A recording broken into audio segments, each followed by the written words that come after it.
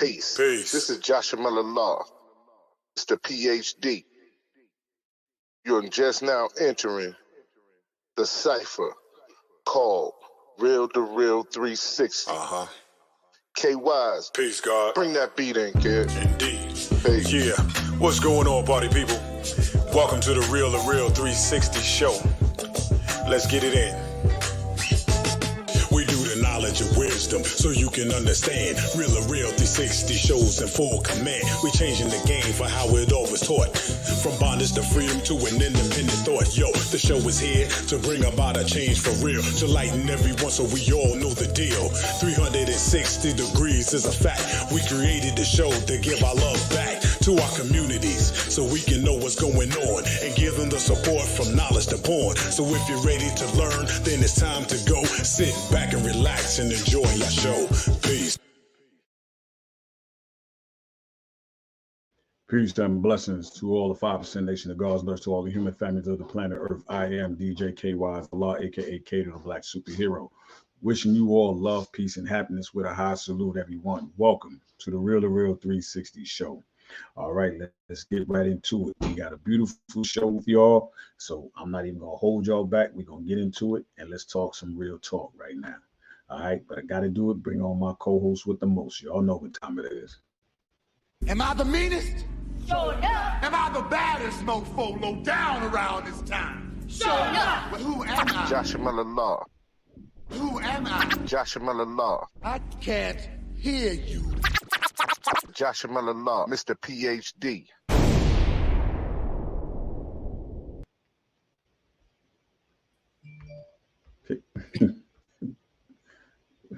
Where you going? Peace. What's good, Jay? Peace. Man, you know how this thing sometimes it be jumping in and out on me.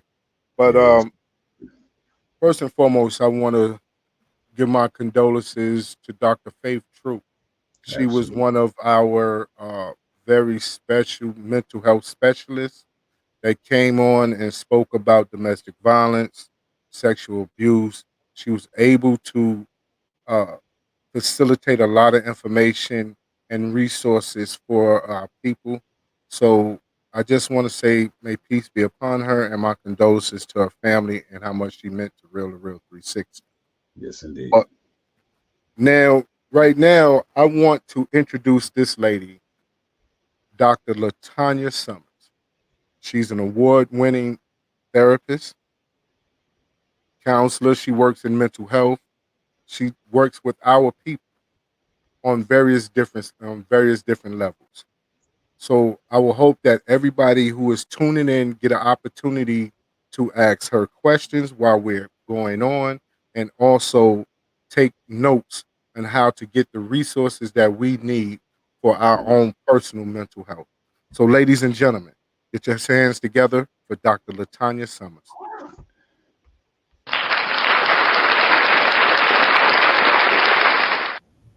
Good evening. Good evening, and welcome. Yeah, thank you. I'm so happy to be here. You guys mentioned Dr. Faith Troop. Thank you so much for mentioning her. That, I was not expecting to hear her name, but thank you so much for just honoring her. I'm so glad you got a chance to know her. What an angel, what a spirit. And so just thank you. Yes, she was definitely a great sister to us. We had her on the show 2 times, but we had various different conversations over the last 3 years. And it was a shock to us because we didn't even know she was going through anything. Right. But right now, if you don't mind, Dr. Summers, can you just introduce yourself to our followers and our listeners, and just let them know a little snippet of who you are so we can jump right into it? Absolutely. I appreciate everyone's time tonight. Thank you so much for being here. I am Dr. LaTonya Summers. I'm an assistant professor of clinical mental health counseling at Jacksonville University. And all that means is I am raising up the next generation of culturally competent counselors. I want people to know what to do when Black people sit on their couches. And I just don't think we're there yet. So I'm just happy to be in the Army. I feel like I'm making disciples, right? There's so many clients that I could touch by myself, but being this professor and being the founder of the Black Mental Health Symposium, which is something Dr. Faith Troop stood shoulder to shoulder with me to do every single year. And this year it happens in September. And I'm thinking, what in the world am I going to do without Faith? So you've totally disarmed me by just even mentioning her name. But that's who I am, professor. I do research on Black mental wellness. I look forward to talking to you about the study that I just finished with Black men and their moms. Turned up some interesting things. As a mom of 4 Black sons, it was powerful and painful. So I look forward to talking to you about that. I'm also an author, of course, the textbooks, right? Got to write the textbooks. But also I have a memoir coming out in September, and I'm sure that's going to be, we'll talk a bit about that as we talk about Black mental wellness, because that brought me to write that memoir and my own story. But other than that, I'm just a sister, a mom, and a wife. That's it. Now, what made you go into the mental health field? Let's start there. Yeah, Josh Mill, really good question. I did not go to college to be a counselor. I went to college to be a TV journalist. I thought I was going to be on TV, right? So I went to one of the whitest schools in North Carolina. And this professor on the first day of my communications class said, hey, there are 2 kinds of students in this class. There are stars and there are bullshitters. And you'll know which one you are by the grade that you make on this first test. Anyone who makes below a C is a BSer. Of course, that first test I made a D. So I figured, that communications wasn't my cup of tea. So instead of going to counseling, because especially in that day, Black people weren't going to counseling. What I looked like calling my parents saying, I'm going to counseling to talk to someone. I was raised that what happens in this house stays in the house. You certainly don't trust white people, and you don't talk about your business. And so I went to study psychology. I figured I would work out this bullshitism, right? That's in me, because I couldn't pass a test. I fell in love with psychology. And after finishing that, I was recruited to a master's program. Had never even heard of a master's degree. I'm the first one to go to college in my family, right? And had never heard of a master's degree. And there was a white male chair of the department who wanted to diversify his program. We're talking 1994. But a white man wanting to diversify his program and wanting to diversify the counseling profession. Here we are in 2023, and the counseling profession is still predominantly white. 70% white, 73.3% women. So that means we still have Black people sitting on people's couches in a profession that's dominated by white women. That means there's a whole lot of power, hierarchy, gatekeeping, so on and so forth. Going back to the white professor who said there were 2 kinds of students, what I realized today is that he didn't take into account that there were students in his class that were first generations, right? We didn't have the social capital that the white students had, meaning their parents had gone to college. So they were already prepped for what it takes to succeed in college. And there were some of those of us who did not have that. And so I realized now I was not a BSer, but he was. Anyway, long story short, I ended up going into the counseling field because I wanted to heal myself, and ended up realizing I was good at this thing. And so this is my 28th year in the profession. Congratulations. That's awesome. That's awesome. Now, you started out wanting to speak about the relationships between mothers and sons. Y'all ready for this? Okay, so let's jump into it. I do all kinds of research. I've gotten the opportunity to research the clinical mental health needs of Black people. Like, I don't think we understand fully what the needs of Black people, what needs Black people might have when they sit on people's couches. So I've gotten the opportunity to study that. Also, natural hair bias and discrimination, right? There's a problem when Black people's hair has to be legislated in laws just so that we can wear our natural hair to work. So I was able to study the impact of natural hair bias, like people's perception of Black people wearing natural hair in the workplace and how it impacted our mental health. But man, when George Floyd was being murdered and called out to his mother, that did something, I think, to everyone across the country, right? When he called out to his mom at the time of being murdered. And then, I'm sorry, names are escaping me. Dante Wright, the brother who was murdered by the cops, he called his mom on the phone, right? Mm-hmm. And hers was the last voice that he heard. Tyree Nichols, who was killed a few months ago, right, was on his way to his mom's house. Well, I started thinking, what is this dynamic between Black men and their moms? And can we therapists use it to help Black men get better or get well in counseling? And so I got some brothers from across the country to do this research study with me, to be a part of this research study. And it was just really interesting what turned out. All of the Black men had a rupture in their relationships with their moms. Something happened during the course of their growing up that changed them, right? These critical incidents happened. For a couple of the brothers, it was the mom throwing them out. And we would think, well, that's what she's supposed to do. You know, you 18. But for these brothers, many of them interpreted that like, wait, was I not a good enough son? Did I not meet your standards? For someone else, their mom found something in their room, didn't disclose what it was, and it wasn't important to me, but mom disclosed something in the room, found something in the room, and he said, don't tell anyone, but mom told family members. So all of these things that have ruptured their relationship, what we found impacted men growing up. So now that these are grown men feeling like, wait, if I couldn't trust my mom, they realize they have problems trusting other people. So now they're grown men realizing, wait, I need to learn how to depend on people because I can't do this by myself. Just so many interesting things. But what the men said, we analyzed the data, came up with 5 things. One of the things was there's a burden and a blessing to being responsible as a Black man. I know I'm preaching to the choir because y'all already know this.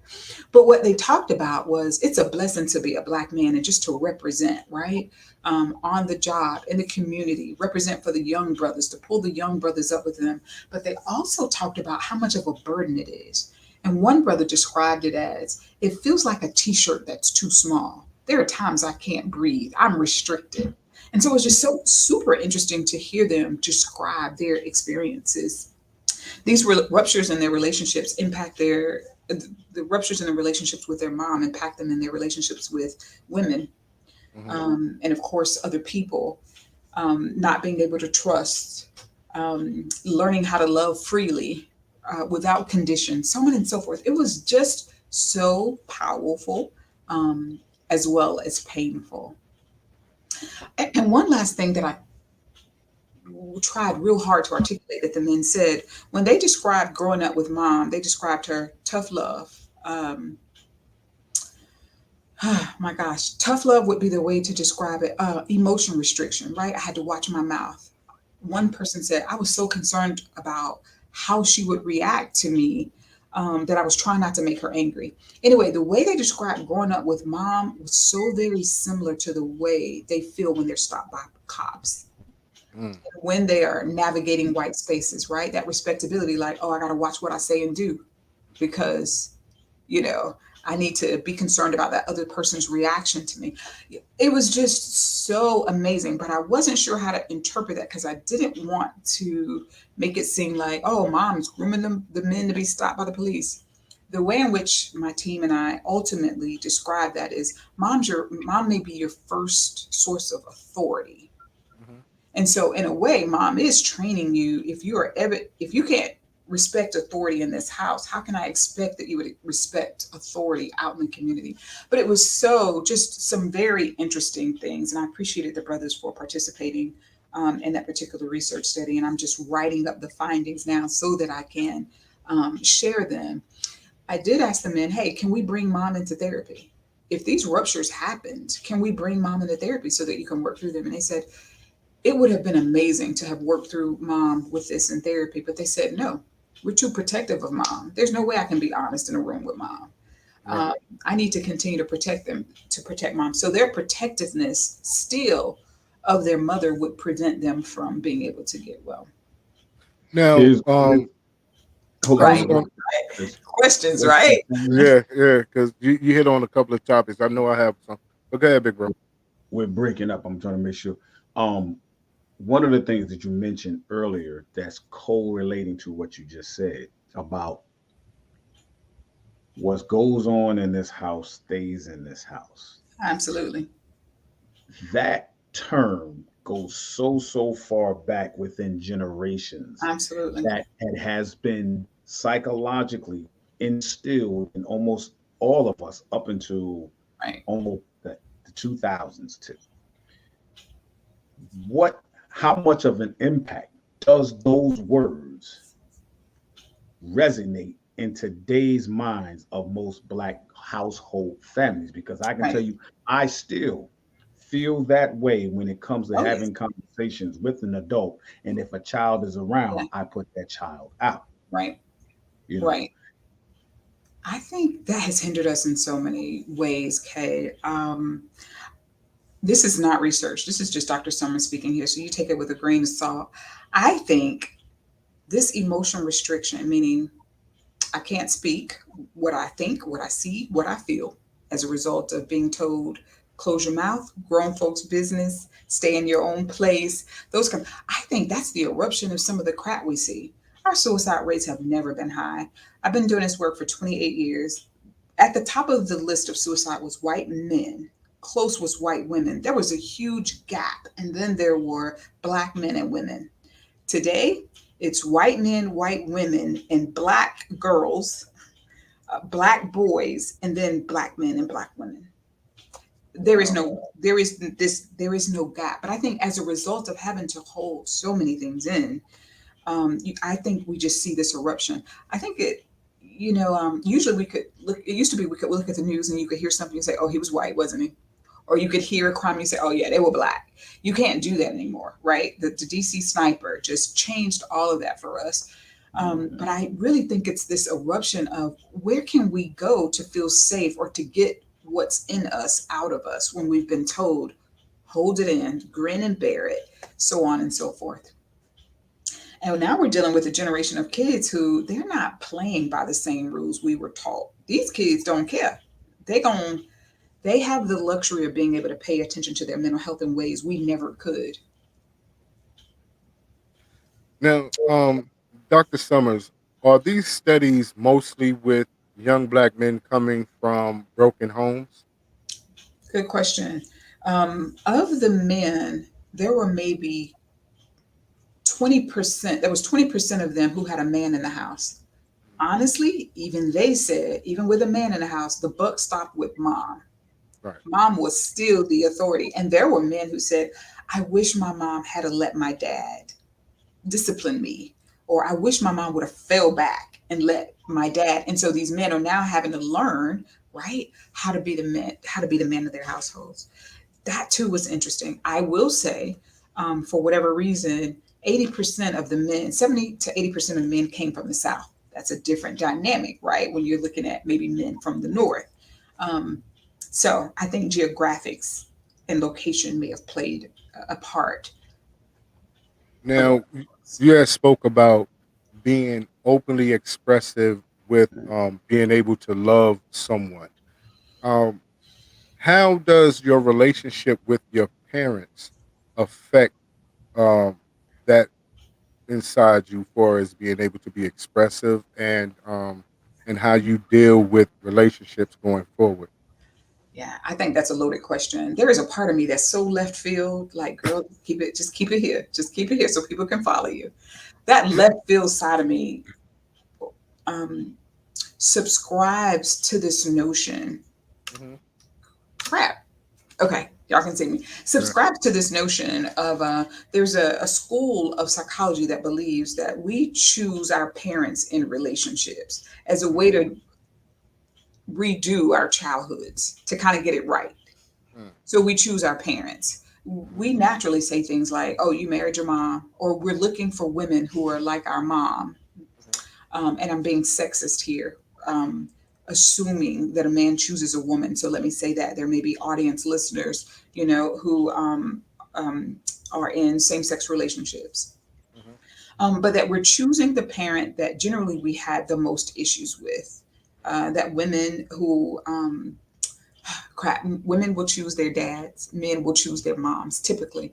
But the theory just simply goes, we're choosing our parents to redo our childhood. So a lot of the stuff that we deal with as adults in our relationships really is this recreation of the childhood, the same issues, a lack of control if that was there. If you had an abusive parent, you might find something in that relationship. I don't know, a parent who wasn't there. You go and get a parent who's not there for you. Maybe they're physically, but not there emotionally. But it's just really weird that the dynamics we grew up with, we unconsciously create them by going to get a parent, that a partner who's familiar. It does not make sense at all. But at the same time, I totally understand it. And so I'm like, oh, if you want a different relationship, right? There's some childhood things you have to heal before you go out and get that same thing you grew up with. If you had let's say for instance, if you had a mom who didn't know how to love you and she shut herself off, you'd go find a wife who was emotionally unavailable. Natural inclination. Now, with that, like, how do you get to that point where you can break free of that chain of emotionally unavailability? Yeah. Here's what I teach my sons and my daughters. I'm like, look, relationships are here to teach you about yourself. You need as much experience as you possibly get to work out things. Like, don't just fall in love and marry this first person. That's just one piece of experience, right? Different people are going to work out certain things. And I'm also like, don't be so quick to call it quits. Because there are things in you that you need to work out and you need to become aware of. So I think doing the work in each relationship is important. And when people's assignment, this is the way I interpret it. When people's assignments are up, let them go. They were only there to teach me about myself, and then I need to let them go.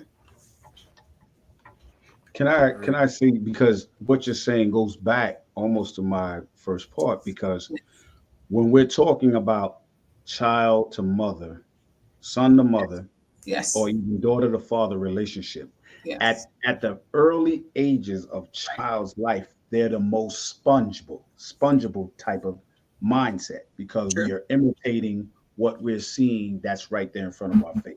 So Right. what would you say is the appropriate time of age as a parent to start speaking and instilling the positive side to a child about, okay, this is where I need you to be open and honest with me? Because we also teach our child, you mind your business, you don't say nothing to nobody, but then we want to tell them, tell me the truth. You can Right. tell me the truth. Right. And sometimes that plays a double-edged sword for us. So does. what do you think is deemed the necessary age to start training the child's mind of what it should be properly like for have a healthy mental relationship? Right. As you're teaching a child to speak, to walk, to do all of those rudimentary things, you also are teaching a child how to feel and how to trust and how to talk. It starts super early. It would be like a young child, 3 or 4, walking into the room and dad's crying and the kid says, what's wrong? And dad wipes his face and says nothing. You just taught the child to not trust what he sees, right? So the child doesn't, you wipe your face and smile. That's not the message the child got, but that's the message you want to give, right? But what you gave is suck it up, grin and bear it, which is what we learn, rather than just permitting yourself to cry and saying, man, dad had a tough day at work. That's more healthy than, oh, everything's fine, don't worry about it. Kind of stay in the child's place, or daddy's dealing with something, we good. But no, we got to teach emotional fluency, what we call emotional fluency, early. So again, it goes back to retraining our mindset as adults. Right. Absolutely. Now, as adults, we've gone through various different phases where we've encountered things and went through a lot of different traumas. Now, how can we honestly address the trauma that we've been dealing with, recognize the triggers to the trauma, and Right. also be able to learn some coping skills moving forward? Yeah, that's a really good question, Josh Mel. I would say a lot of things that we therapists recognize as trauma, those of us who are enduring it don't recognize it as trauma, right? I grew up in the hood, so if you would tell me, gunfire was trauma, I'm like, no, I live in the hood. That's expected. That's what it's supposed to be, Right. right? Seeing fights, stuff like that, that wasn't trauma.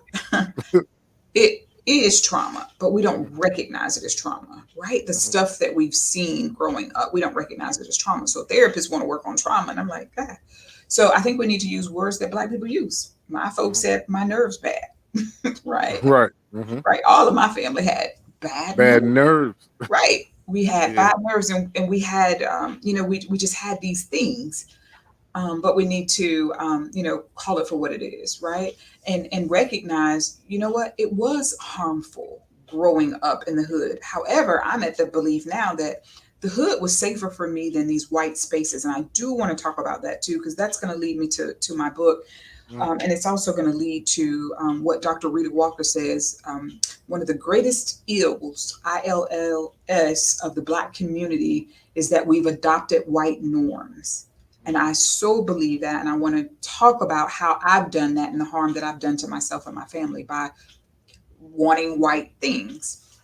But to answer your question is when we're working with people, just recognizing that the traumas we've dealt with really are traumas. And we can recognize the triggers because we can feel them. All you got to do is listen to your body, right? Like if you are in a situation or you're talking to somebody and you feel something, that means that person is not safe, right? Don't walk away at work like I must be tripping. Like this can't be what it is. I'm like, no, it is exactly what it is. Your body has been through enough things. You got enough experience to know when something ain't right or someone is not right, right? But we will overrule what we feel. You can feel it in your neck, your back, right? If you got to, get to stretching and, trying to take deep breaths. And if you got to do all that, that means you are being triggered. And it's just your body giving you a sign of, hey, we need to pay attention here. But as Black people, we don't listen enough to our bodies, which is, yes. Anyway, I was going to say, and that leads also to Dr. Troop's death, right? Just experiencing something in her body. She did go to urgent care. However, Black people, we are not heard in medical facilities, and we've got to advocate, for ourselves. And I just wish she could have gotten to somewhere on time and she would still be here today. Yes, indeed. And I want to ask this. Would you say that, I'm going to look at it for myself, for example, growing up as a child during the 70s and 80s in a two parent household, now a PK kid. So it was always stressed and set. If you spare the rod, right, you spoil the child. Right. Now, the behind whoopings that I would get, along with some of my other siblings, was whoopings that the average person would say is child abuse. Right. But at the same time, the way that our parents would talk to us when I would go in front of a white friend, and how he talks or she talks to their parents like they're the same equal, my eyes would be like, right. And to say, I know for sure that I will never go home and try to say what they said to their parents to mine, because I'd be losing some teeth, consciousness, and stuff like that. So would you think that scene, because a lot of us in those eras, I grew up in the James Evan household family. Right. That's right. So do you think that was a PTSD moment for children of growing up under that spare the rod or spoil the child versus seeing another child growing up with their white parents in that part? Those of us who grew up in that generation, we still flinching. Let somebody move too abruptly. We flinching, right? We on guard. We ready to, right? Yes, we experience lots of trauma from spare the, beat the foolishness out of the child is what the Proverbs say. Yeah. Foolishness is bound in a child's heart. Beat it out of him, pretty much. But yes, and the way we were spoken to, right? Definitely trauma responses. Like now in intimate relationships, can't nobody raise their voice at us because we ready to, right? Clap back, leave, do something. because we don't want to stand for that kind of talk anymore, and it has harmed us as well. Right. Now, Dr. Summers, you spoke about wanting to have right things. When did Black people start feeling like wanting to be the other race of people was a normalcy? How was that being accepted inside our households? When, Yeah. like you said, there were certain ways that we wouldn't talk to our parents, they would talk to theirs, things of that nature. So, what made it a normalcy for us to have to accept in our homes? Right. I don't know the answer to that. Like, when did this whitewashing for us started? I know for me, I would look at my James Evans household. Let me say Mhm. this: as a child, right, watching James Evans and then watching the Jeffersons, when they would come Right. on back to back, that 4 minute commercial between the two was not enough for my young mind to program. How do you go from poverty to riches?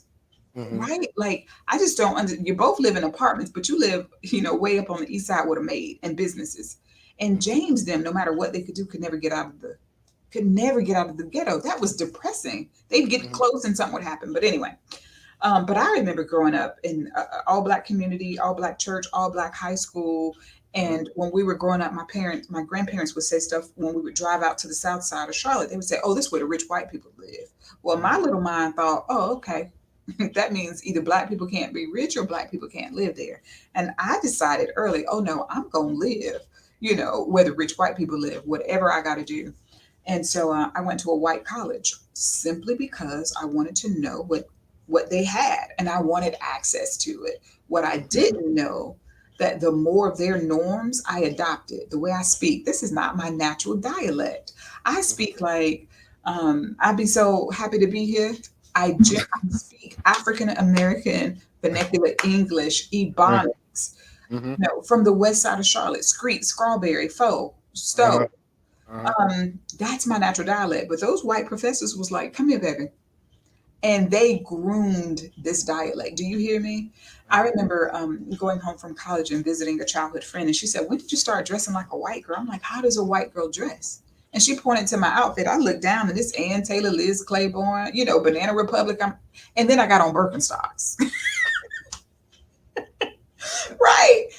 Music choice changed up at Appalachian. I'm listening to the Doors and Guns N' Roses and Aerosmith and Red Hot Chili Peppers, and nothing wrong with having a diverse. But I did not know I was losing myself. And what I came to know is the more white norms you pick up, the more of the Black ones you drop. And so here I was, right? That's called racial identity development. And when you're on the low end of racial identity development, I see people like Sha'Carri Richardson, the track star, right, with orange hair and long nails, and I'm like, dang, she making Black people look bad. Like, don't she know, how to represent Black people? That's on the lower end. Now that I'm on a higher end and full Black, right, I can look at Sha'Carri and say, girl, you better represent and do your thing. Your appearance doesn't matter. Your speed and your winning, that's what matters. It's just so interesting. And this is what Rita Walker says. One of the worst things that Black people could have done was drop Black norms and get white ones. So we've moved out of the hood, right?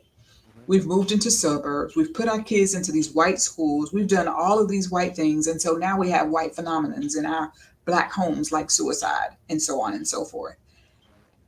And I so believe what she's saying. We've gotten away from self love.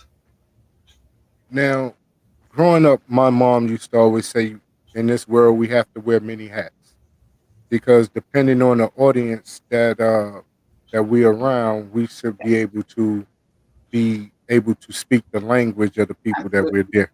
Code switch. So that and I, f- I won't say I feel, but I look at things and I say, well, individuals moved out the neighborhood and they gave the other people the opportunity to come in and buy all the land and all the property dirt cheap, not realizing the financial literacy and the power that we have in our own community if Right, we take the time to recycle the right, dollars this side. right. Now, when it comes down to um, black norms, things like that, how do we be able to uh, reprogram our families Right. to be able to start back using the black fam, um, Right. the black norms. And peace, peace, peace, peace to our sister Taisha. Peace. Yeah, getting back to black norms, the stuff that used to sustain us, Hmm. we ate at tables, right? We might have got whoopings and we might have got cussed out, but we were 10 toes down when something happened. Hmm. We had communities, right? There used to be a time when we were in neighborhoods, we had neighbors, but when we became subdivisions, right, we became divided. I think all of that stuff plays a role in this. We used to have the church, and the church is so different, right? I Hmm. understand why people have walked away from the church, but there were these foundational things that we had that supported us as black families. Hmm. When we went to the suburbs, right? White people are more individualistic. They're not communal. Hmm. Like they don't raise, typically they don't raise their elderly, those kinds of things. Hmm. Um, so when we started adopting their norms, wait, and putting our kids in white schools means our kids suffer racism when kids in the hood didn't, because kids in the hood were the majority. They were Hmm. around people who were like them. But black kids in white schools, when they were the onlys, they were ignored, right? They were overlooked. Hmm. They were presumed incompetent. They had to prove. So all of that, all of those things hindered us. We do have to get back to black norms. We have to get back to the things that sustained us, um, and raised us if we're going to survive, which means black love. Here's another thing what I didn't know. The more I adopted white norms, right?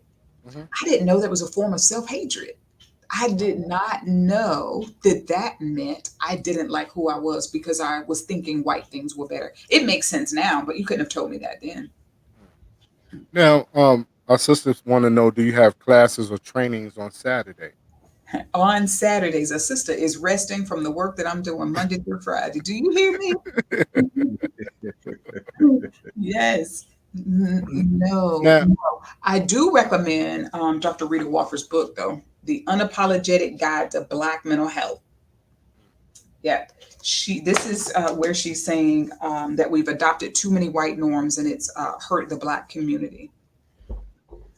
now, growing up in an all black school and all black community, we were always taught that we had to work twice as hard Absolutely. as the other person, as the Caucasian. So when going into that environment, we always felt like we had to really compete to be successful. How traumatic or how much of a scar do you feel that leave on students and the pressure on Right. them to A succeed? lot. Right. Um, our generation, right, was taught that. Generations before us was taught, you need to be twice as good Hmm. to be you need to work twice as hard to be as good or as accepted as any of the white people, right? We didn't have an opportunity to look at our mental health and say, oh my gosh, this is killing me, right? Hmm. But our children is bringing it to our awareness like that. I'm not playing no respectability politics. I know I'm smarter than them anyway. So, they don't put that work in. They tend to be a little more healthier than we are.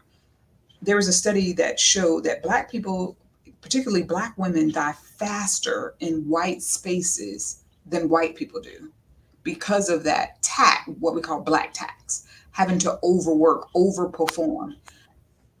Ooh, I can sound a bit militant and racist when I say this, but let me just say I sit in circles of white people here in academia at the university, and sometimes I'm wondering, I don't even know how y'all got here. But because black people have to do the work to get in the door, where white people have gotten in on their color alone, right? Their race or who they know. And I'm like, it's crazy to think that I'm the smartest one at the table. And I know that sounds arrogant. I'm so not trying to be arrogant at all, but sometimes I just don't understand, yeah, how they got in this space. So when I'm speaking, they're like, that's just so brilliant. I'm like, it's not. It's like what it should be. It's simple. It's rudimentary, but to them it's brilliant. Now, do you feel that individuals become mentally and emotionally burnt out Now let's being in exhaust. that type? Yeah, it's exhausting. One, you remember Congresswoman Ketanji Brown Jackson, right? How Mhm. she's being crucified but having a smile. It's exhausting to filter. to code switch, right? To always have the mind saying what I really want to say, but knowing I can't say that out my mouth because I got kids to feed. But it's exhausting, it's tiring, and the body keeps the score. Another book by Dr. Vanderkolk that I recommend. He's saying that as you're keeping your mouth shut, your body is doing the speaking for you. So we got high blood pressure, right? We got obesity because if I can't talk, at least I can stuff my mouth with food. The body's keeping the score. Obesity, kidney disease, heart diseases, simply because we can't open our mouths and we got to work twice as hard. I want to go back real quick to ask when you say, and Joshua mentioned a little bit on this too, but I'm gonna try to play devil's advocate for a quick second. Yeah, please do. I appreciate it.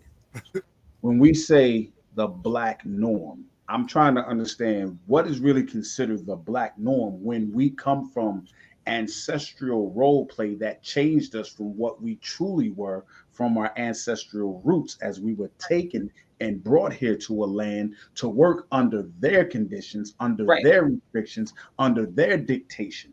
So where does the term Black norm come into play for what we have been doing for so long, for over 400 plus years under this condition of hell which we've been living in? So what is the condition of the Black norm? Right. Every culture has a norm, a tradition, a value, something that they go by. Every Christmas, y'all do something. That's your norm, right? Every holiday, every first day of school, every something, you do something. That's a norm. What I mean by Black norms is there was always things that we did that kept us. So even when we were separated from family, you think our African ancestors who came here did not transmit or put things in us like dance and music? That didn't go nowhere. But we've gotten away from those norms, the things that we know, that even though they enslaved us, we were still royalty. We still had a fight in us, right? Suicide is no fight. At some point, that norm got watered down and we are less resilient than we were. Does that make sense? Gotcha. Right. Totally absent of what was done to us. But I'm like, at some point, we'll never get out of this thing continuing to blame. And it's not our fault, but it is our responsibility to do what we need to do so that we can still be here and raise resilient, strong kids. Now, how can we step out of this situation where now it's more acceptable to co-parent in two different households instead of being in one household, giving the child the full-time 24 hours that they need? Yeah. And then I need to talk about my book before we go. That's it. You know Let's what? get it. I'm like co-parenting in two households, which is, what we do. My husband and I, we were a blended family. I can't imagine being in that first household for the sake of the children, like still being married in that house. That wouldn't have been healthy for my kids, right? So we're healthier co-parents. My ex and I are healthier co-parents than we were trying to work it out in one household. Do you understand what I'm saying? Mm-hmm. And it is tough to co-parent or to even do blended family, but it ain't impossible, right? We just need to find out what works for both of these families to, and there's reprogramming. Every time a child goes to this house and comes back here, you got to reprogram them, right? All of that is typical with two-parent households and blended families. So it's like, what's the norm associated with co-parenting? And let's do that thing, for the betterment of the kids. Like teaching kids still how to handle disagreements. We don't do that enough. I think we hide and shelter our kids, kind of like what you were saying, Kay, that stay out of grown folks' business. But the kids are listening and interpreting anyway. I don't want you to interpret. You're going to be wrong. So let me give you what you need. So if you go choose a wife like me, you'll know how to deal with her rather than, rather than going to choose a wife like me and you don't know you're trying to redo your childhood. Let me give you what you need. I know it's a lot, but I'd rather for children to be in a two-parent household than a unhealthy one. I'm sorry. Yes. You know what I'm saying? I'd rather for you to be in a healthy one-parent household, co-parenting, than an unhealthy two-parent household. That's what I'm trying to say. Now, with your book, what's the title of your book? Okay, the book is called, thank you, Black Again, Losing and Reclaiming My Racial Identity. And it's exactly what we've talked about as far as just adopting these white norms and how it has psychologically harmed us. And me thinking that white things were even better for my kids just did a lot of harm, to my kids. It was at one point, I'm like, oh, y'all don't know y'all black, right? I done so far removed you trying to run from my stuff, you don't even know you black. So then when Trayvon Martin got killed, I'm like, oh yeah, I really got to show you that you black, because living in a white household or living in a white community ain't no safer for you than me trying to get you out of the hood. And oftentimes I wish I could have just stayed in the hood. And I will say the hood protects you as long as you mind your business, right? Yeah, pretty much. Yes, I was safer around the brothers in the hood than I am in the white folks in my community. I lived in Jacksonville when I moved here and bought a house. I wasn't in the house a month before a white supremacist was knocking at the door. I hadn't even hung up the curtains. This is Jacksonville, Florida, though. So, Wow. Would you say that we have been and we are still being mentally whitewashed, like they have whitewashed the walls in the pyramids to yeah, lighten the stories and the hieroglyphic writings of what is true to the nature? right. Absolutely. Yeah. They're not even whitewashing us anymore. We're doing it to ourselves. Hmm. We're doing the work for them. Well, we've been trained so good into it that we become Right. very good at it. Right. I don't even remember what movie I was watching, but I remember the woman saying, they handed me the noose and I didn't even know I was hanging myself. Mm. Right? Adopting their stuff, right? I didn't even know I was hanging myself. Yeah, but that's powerful within itself, right? They gave me enough to want what they have, and then I did the whitewashing, whitewash my own children, right? Right? But now I've learned how to be in white spaces but be black. Like you're not just gonna check off the box that you got somebody black, because you're gonna hear this black voice. And you're gonna do the black work. If you're gonna have a non-discrimination statement, oh, we're gonna walk that out, Mhm. right? So now I've learned how to navigate the space. I learned my purpose in the white space, and it's not for me to work twice as hard.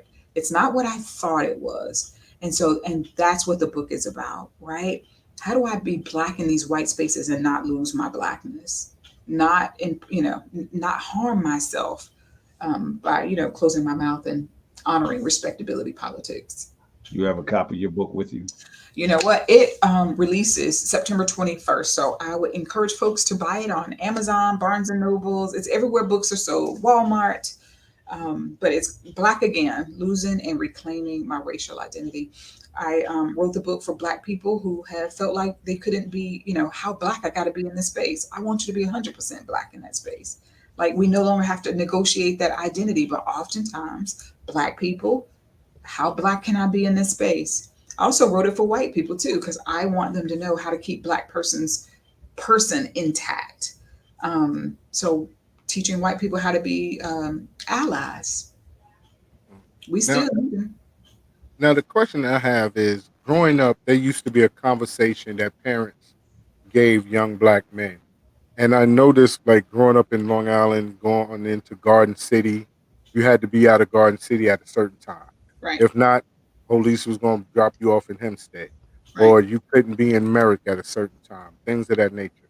So, how much of that was a trauma filled position? I know for me, it was traumatic because it gave limitations on where I could go and where I couldn't go, and Right, how I have to deal with certain things. But is these conversations still need to be had today?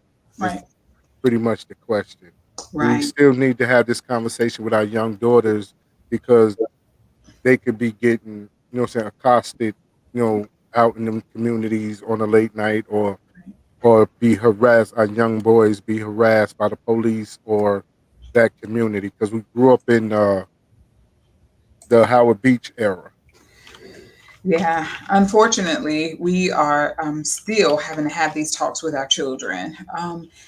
And people don't tend to think of post-slavery syndrome like that it's real. People, even Black people, are like, okay, like, can we just let slavery go? But I'm like, no, it still impacts us today, which is why we're having to have these talks.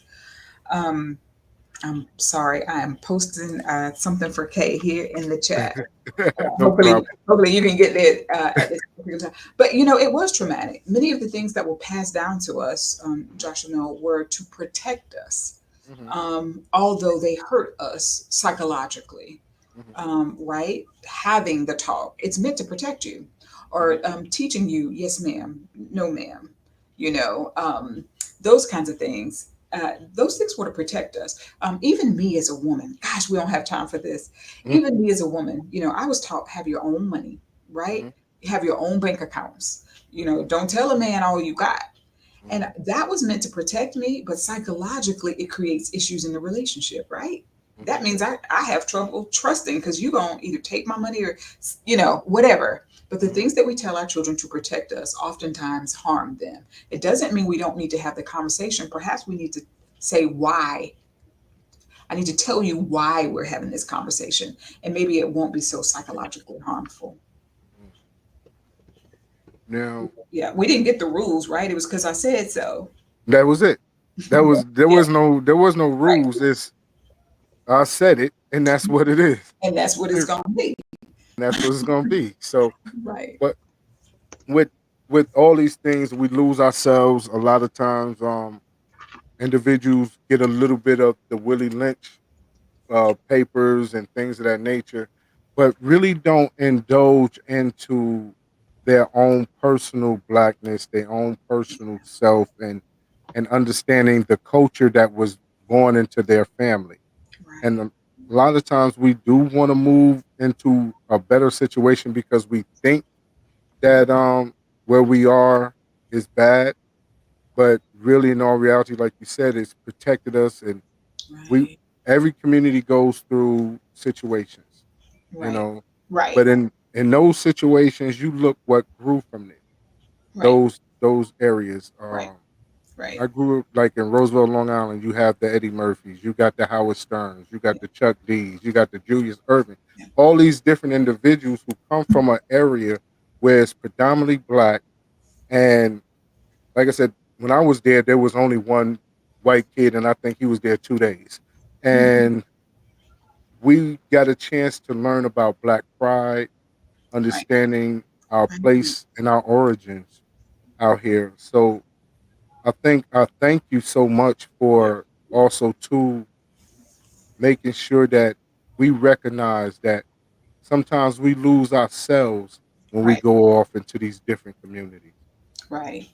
Yes. Inadvertently, accidentally, or in my case, intentionally. But either way, it's just harmful.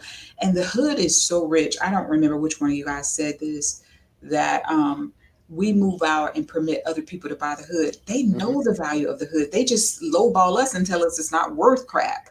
Hmm. But you see, they gentrify it. I'm like, you see the value of the hood. The hood is rich. If only we knew the hood is rich and it protects its own.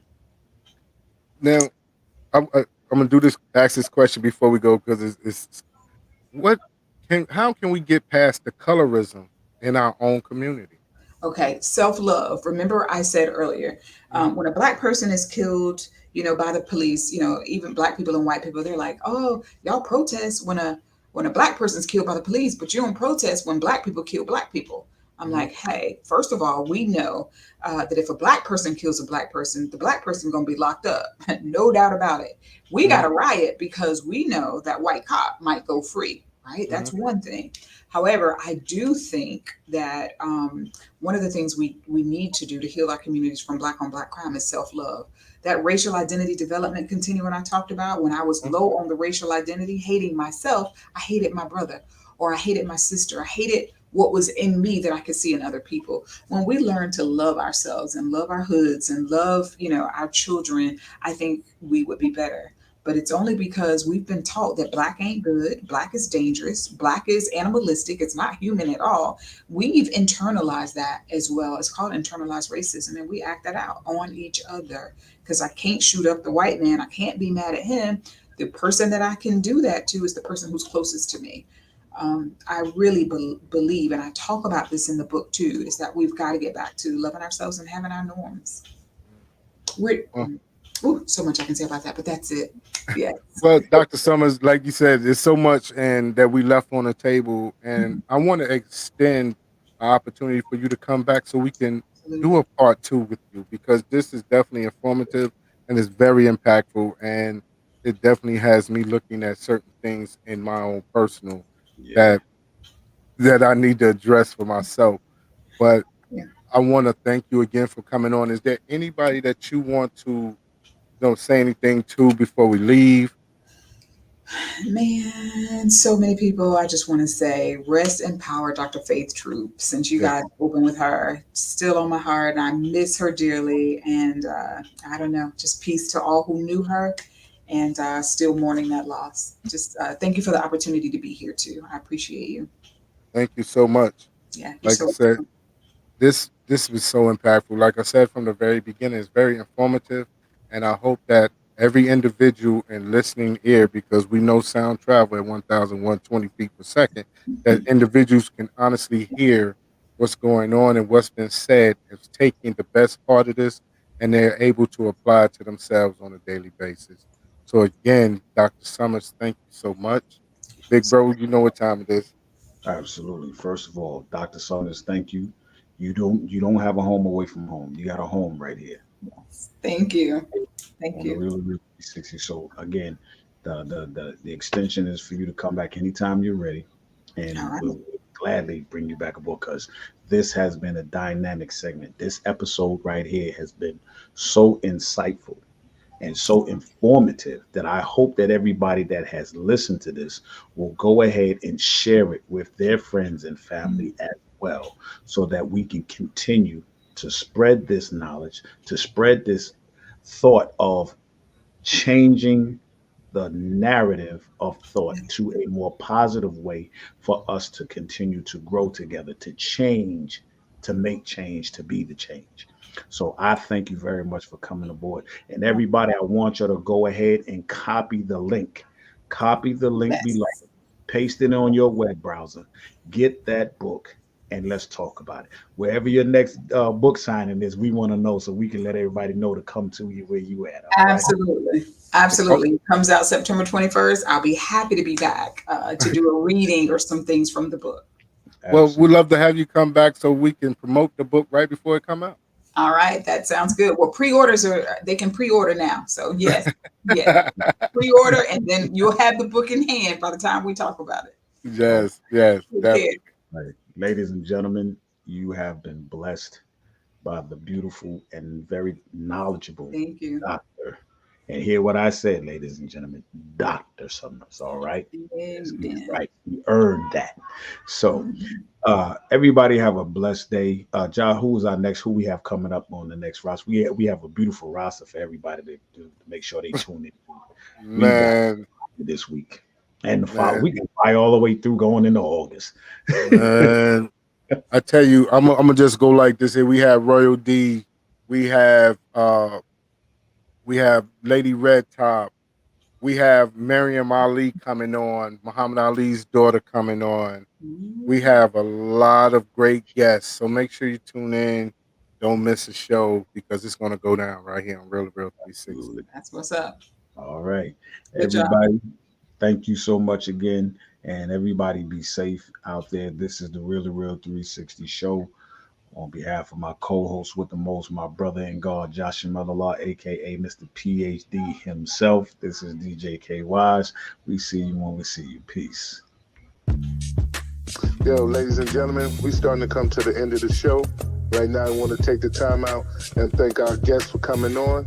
Also, too, we want to make sure that y'all listening and subscribing, and tell a friend and keep sharing, because we're going to keep bringing y'all the real content. You know what I mean? So, DJ K Wise, my brother, take us up out of here, son. True Peace. I want to give a big shout out to the nation of gods and nurses, to all the human families on the planet Earth. I say peace. But to our subscribers, those who continue to watch and listen to the show each and every time we come on, I give a big shout out of love, peace, and happiness to you. The beast of man, woman, and child of the you and I verse. It's time for us to disperse. We bring the best, not the worst. We thank you once again for tuning in to the Real 360. Bring a friend to hit that like. like, and subscribe, so we continue to grow to bring more knowledge and wisdom to you. Upon our show, you make it possible for us to do what we do.